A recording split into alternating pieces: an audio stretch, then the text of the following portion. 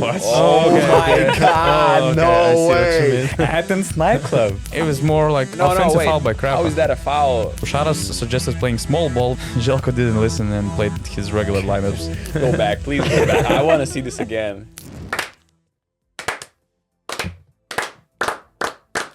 Welcome back to the Basket News Retro, guys. I don't know if that actually Destroyer airs or not, but we're back. Gitas, Augustus, Donatas.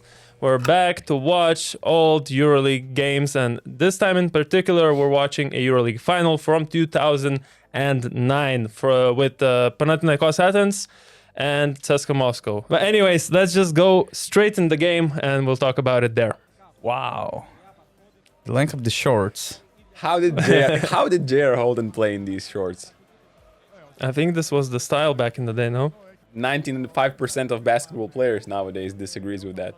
So this game was the final after the two semifinals, and one of the semifinals was actually the Greek derby between Panathinaikos and Olympiakos. And I saw the little preview before the game.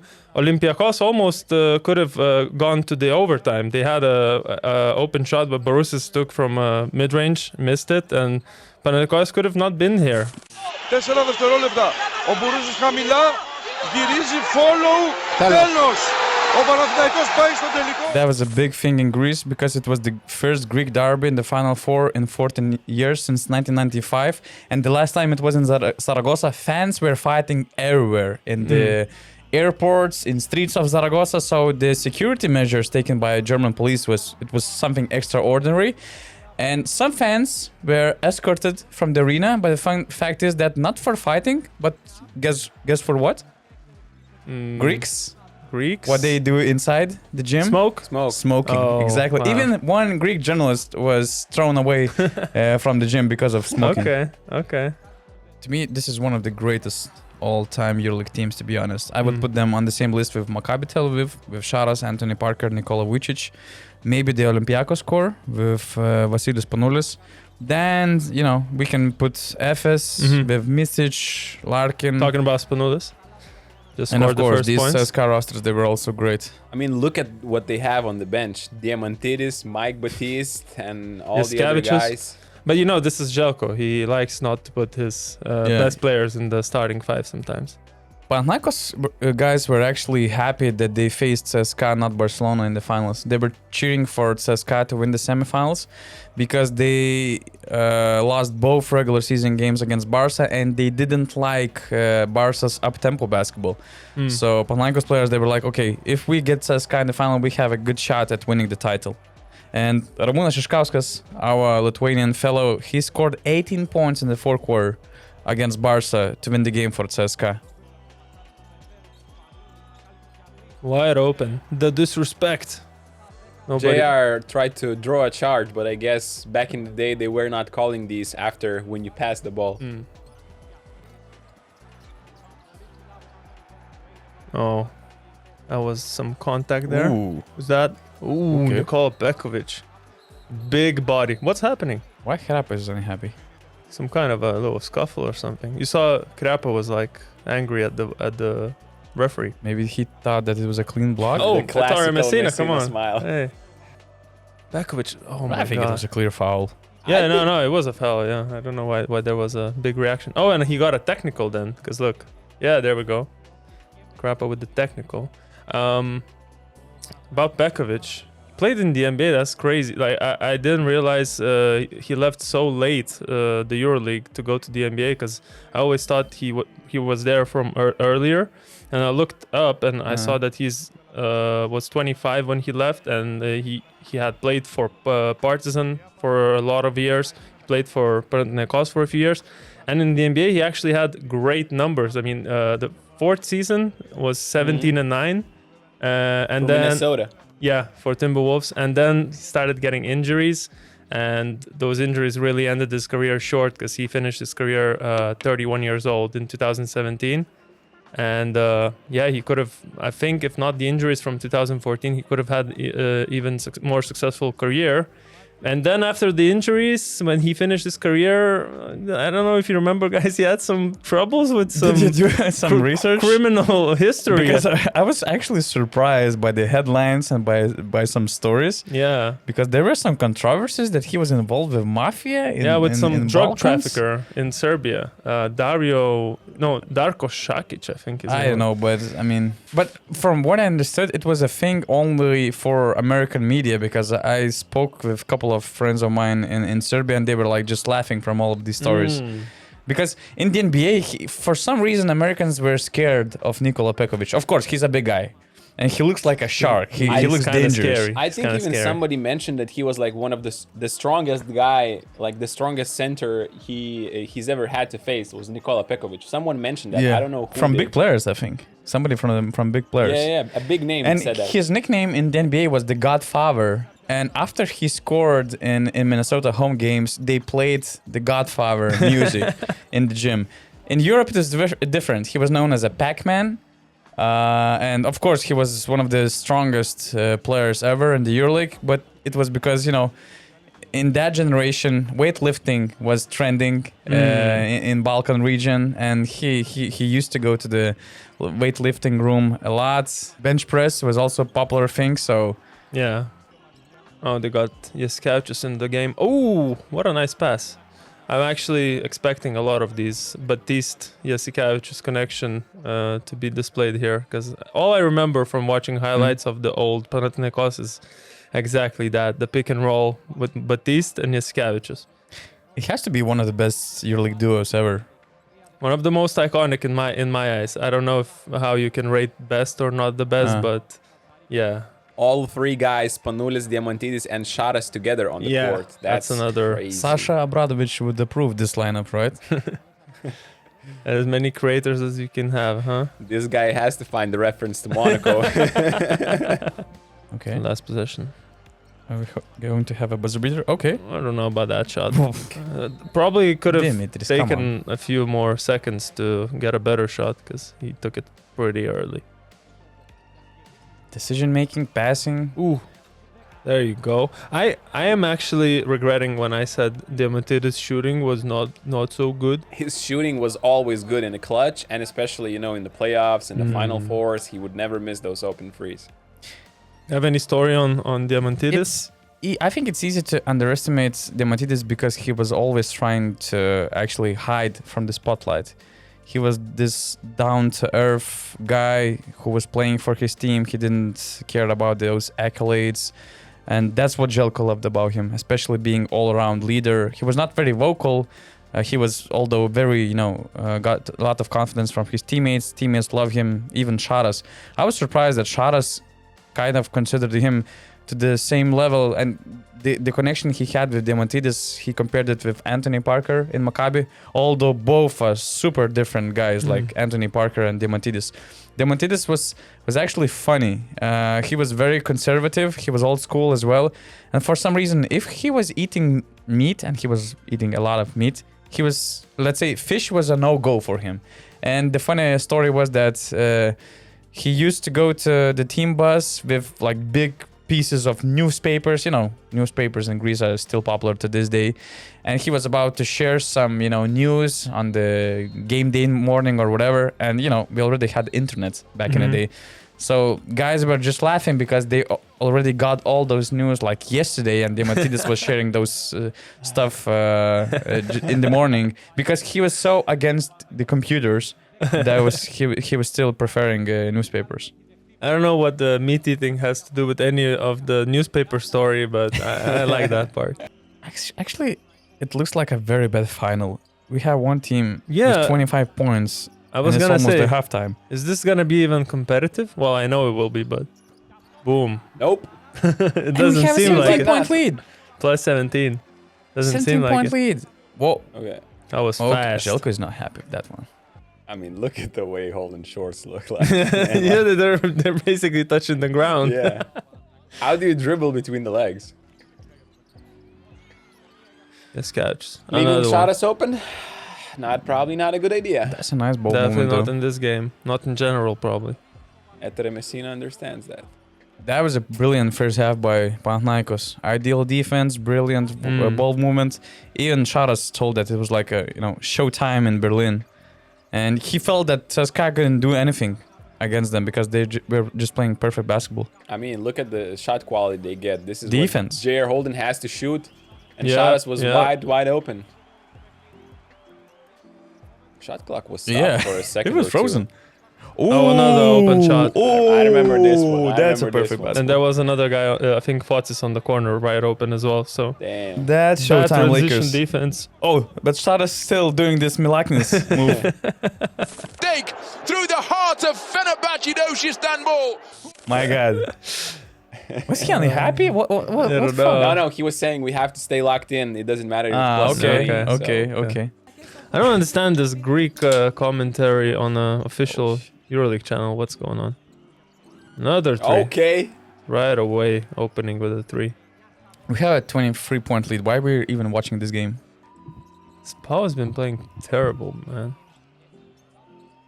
Turnover after turnover. Another one.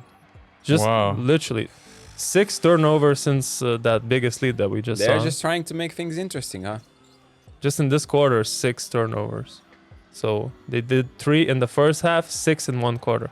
Come on now. Nice defense. He was in the paint for like all of his life. For all his life.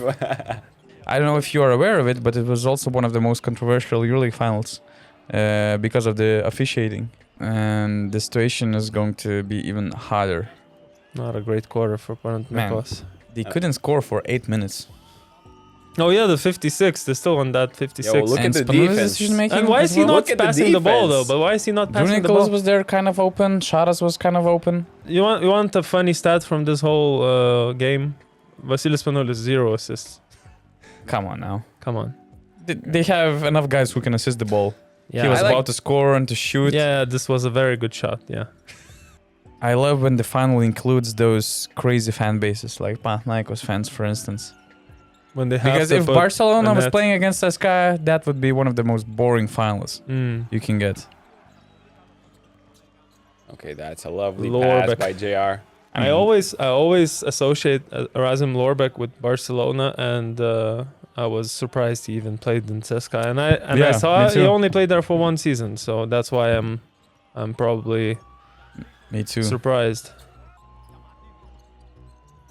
Okay. Ooh, got him on skates almost. Yeah, Montidis with the moves. Perperoglu, Nice. wow. Young Alexei Shved. Yeah, you better pray. I mean, guys, look at the stat. Mm. Pau 12 of 24 from 3-point land. CSKA won? CSKA 1 of 10. Insane. Wow. And to be behind by 10 points, it's not that bad. Not With at 11 all. 3-pointers difference? That's 33 points. I guess it means they got a lot Oh, of free throws. Sharas is coaching Perperoglu, of course. I'm not sure if in Wikipedia Šarūnas Jasikevičius has, coaching career started. Not after when he finished playing, but when he still played, in like 2009. 2004 maybe. That's an interesting action there with the screener, Batiste. Okay. Oh, big time. MVP shot. MVP shot. Željko wants a technical. Flopping? I think I so. think yeah. he said flopping. For, I think it was Langdon who fell down. Željko doesn't look like he changed at all.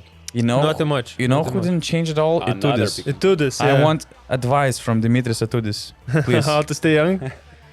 It's been 14 years ago. Mm. He looks the same. Željko does as well, but Ettore, you can tell he's a bit I older think now. Željko's a bit slimmer. No? A little bit. He, I'm not he sure has if he to was fit in driving that Fiat. Fiat 500, exactly, I was going to say. In 2009, he was not driving Fiat, I guess. Everything looks okay for Pau. 5-point lead, From 2 minutes. 23-point lead to 5-point lead? Yeah. But I still, wouldn't call that 2 okay. 2 minutes and 5-point game. You're in a good position. Hrapov was a big thing for CSKA. Sharas said that for the first and the last time in his life, Željko asked his advice for 4 minutes to play and what to do because Hrapov was playing a huge role. So Sharas suggested playing small ball with Perperoglu at the 4. Željko didn't listen and played his regular lineups. Ooh, what a nice spin move. Okay. That's unlucky. I used to have that EuroLeague ball, and you know what happened? I was dribbling it, all happy, 12 years old or whatever, and I hit my foot, and it went into the street, and a bus was coming at the same time, and it just exploded. And I had that ball for like 20 minutes. It was my birthday present, and I just took like all crying this what was left of it. I was like, oh. So Mike Batiste does a wonderful spin to the baseline, but this story somehow. I just saw the ball and I remember just But I'm not surprised at all. that Since I know you quite well fumbled already, it. I'm not surprised at all, Gitis. Another thing he lost. He Another loses. just Gitis thing. +7 with 130. Come on now. That's the quick. Ooh. Wow. That's what they had to do before, passing it back, because Pau just collapsed in the paint. 3-4 guys. Nice defense. Oh, the defense against Of course, no Did he passing. touch No, his I'm hands? not a hater. I'm just saying, but he didn't pass too much in this game, did he? Come on now. You're saying it's controversial That's a calls? cheap foul. Is it 2 free throws? Yeah? Think so. Last Come on. last fact I'll It was give more you. like No, offensive wait. foul by Krapa. How is that a foul Yeah, I don't know. against Yeah. Pau? This was an interesting moment. If you could just rewind this episode, I don't know if you noticed, but Diamantidis stepped into the paint before Krapa took a shot. To such an extent Can you that stop he for a could sec? even block the shot.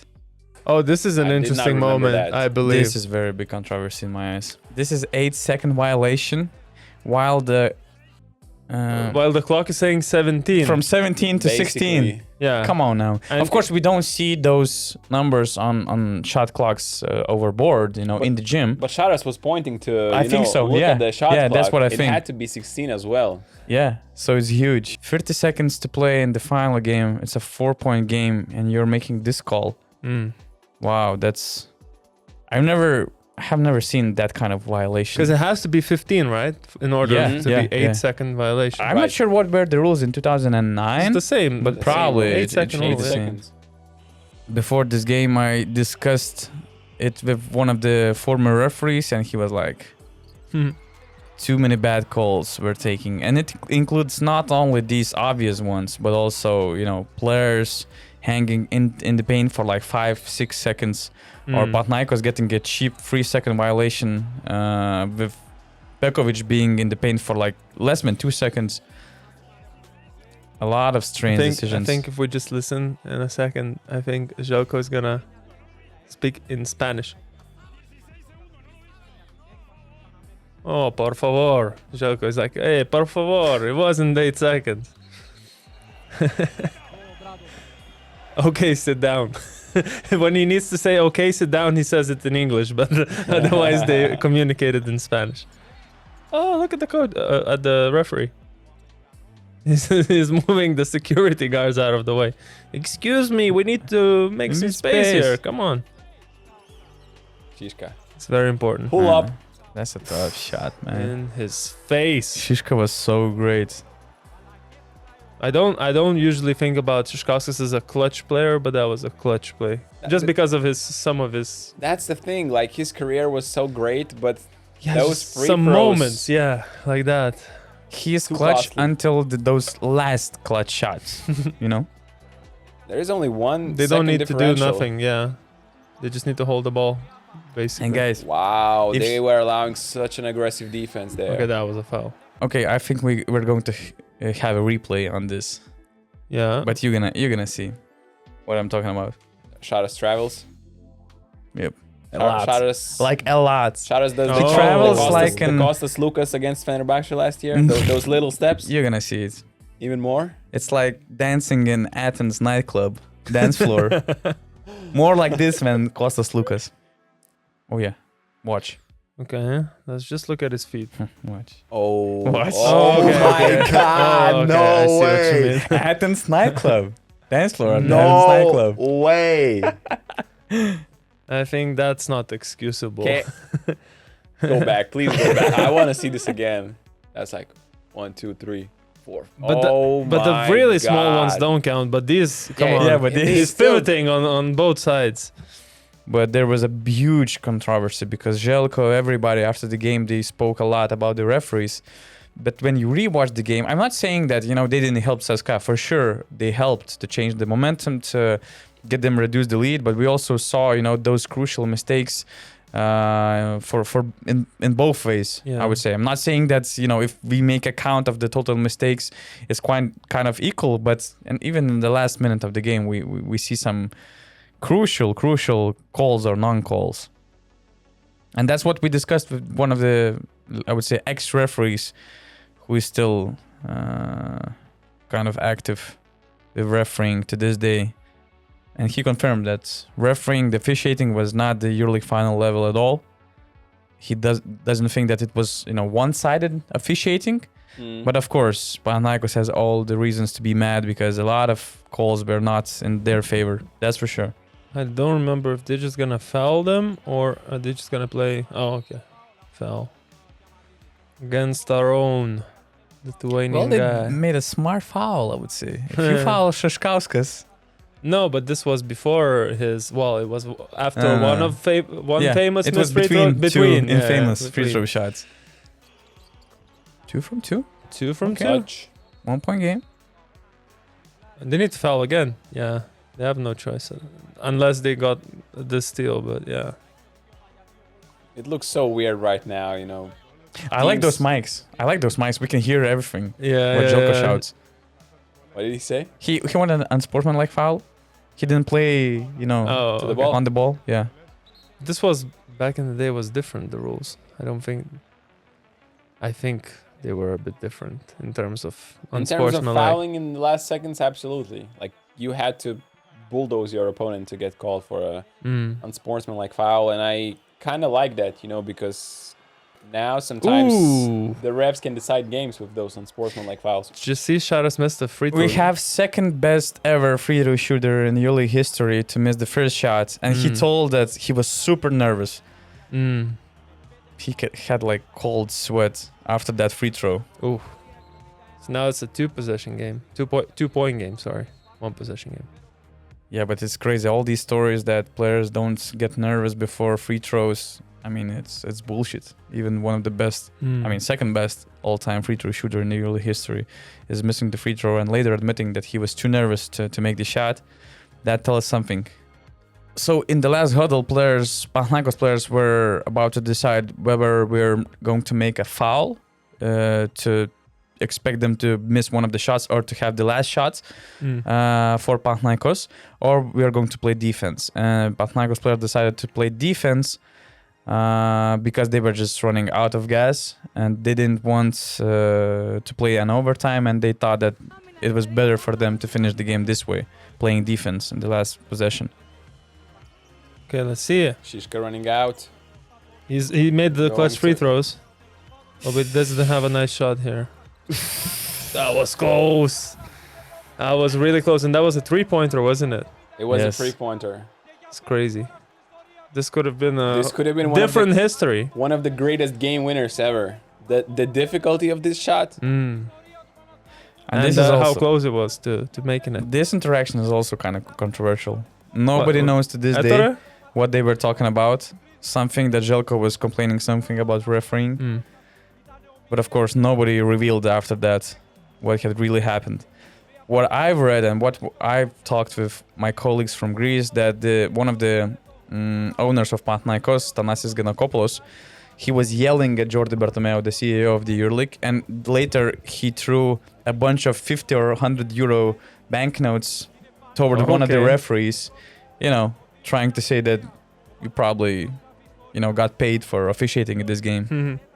Šeškauskas even told later that he saw the ball inside the basket at one point. Oh, like this camera Like angle. Messina. This probably. is a great cam. And look, he's going straight for the handshake without. He is complaining to the EuroLeague people and I think table officials. Željko. Ettore? Oh, Željko. Željko. What Shara said after the game was like, "We'll make Berlin burn. Probably we'll make Athens burn, but we're used to it in Greece, so." I think that's why he said after Žalgiris went to Final Four, he said, "Don't burn the city," because he knows from his own experience. Yeah, what can the happen. Greens can do. But yeah, what was interesting again about the officiating, that on their way back home, on the flight, on the plane, Šaras, Mike Batiste, Željko, Itudis, they were watching the clips of the second half and they couldn't believe by the amount of mistakes, officiating mistakes that went against Panathinaikos. So it was a big thing actually. It's been a while since the last time we saw Panathinaikos celebrating titles, really. And it's crazy, to see 2011, this great last team. one? Yeah. A while. So it's crazy to see this core celebrating that victory. Again, one of the best teams ever that I saw, and I really enjoyed to watch. After the game, Željko had a flash post-game interview for Greek TV. And the first question, or the introduction of the interview was like, "Oh, so you're the Lord of the Rings?" And Željko was like, "There are no rings in the Euroleague. There are only cups." And maybe the journalist was intimidated by that. And the first question he came up was about the officiating. And Željko was just pissed and he left the interview. Oh, okay. Not the time for that. Wow. Even though he was mad, obviously, but it's not your opening question Yeah. to celebrate the title on the live TV. This is what this is for, The moments after is about this. Man, Lifting the cups and what a great group of legends. yeah. Come on, every guy.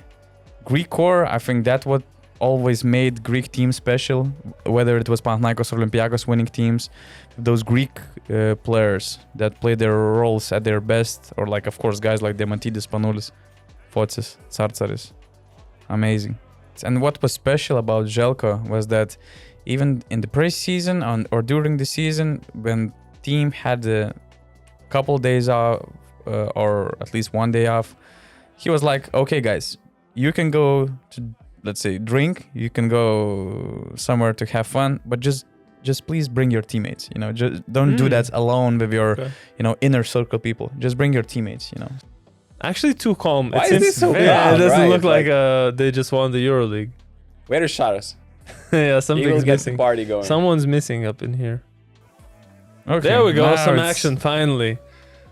I would actually enjoy, even if I was filming this Yeah, with a me too. camera, I would enjoy getting wet and getting all sticky if it was good vibes. All for the good vibes. So which one was your favorite? This one or this one? This one. Or this one? This one. This one. This one. This Well, one. we're gonna go with this one for the thumbnail. Because Šaras showed this, but they didn't do it. They didn't actually, yeah. Right after, It was third plus quarter. 20, and it all started going downhill from there. I guess that's it, guys. I hope You all want to of you- clap again? Like in Yeah, the let's end beginning? it like we started.